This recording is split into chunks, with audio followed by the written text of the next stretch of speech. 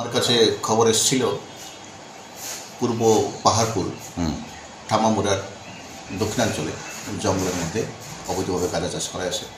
সেই খবর ভিত্তিতে আমি আজকে ভোরবেলাই আমি আমার থানার inspector Arup Debbarma, sub inspector Amar Krishna Debbarma, অন্যান্য staff, man and women staff এবং 9 ব্যাটালিয়নের 1 প্লাটুন টিএসআর নিয়ে আমরা বেরিয়ে পড়ি।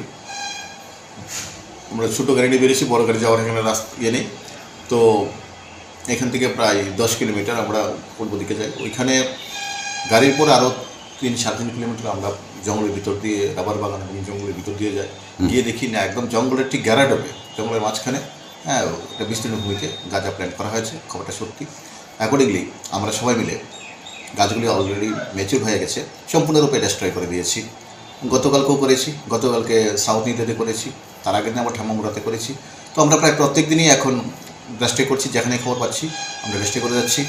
আমাদের ওদের কর্তৃপক্ষ ডিজি স্যার, ডিজি ইন স্যার, ডিআইজি স্যার এবং এসপি স্যার, তারা সবাই সিরিয়াসলি আমাদের করছে এবং আমাদের স্টাফও প্রোভাইড করছে। তা আমরা এগুলি করতে পারছি, এগুলি করতে যাবো। কত প্লট?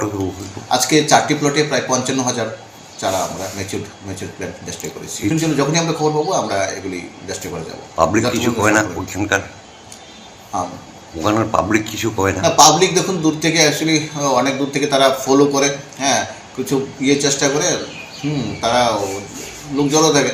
তো যাই হোক, আমরা এদেরকে মানে কোনো বাধা ধরনের সেই সুযোগ দিচ্ছি না, আমরা আমাদের কাজ করে আসছি। কতজন আসলে আজকে?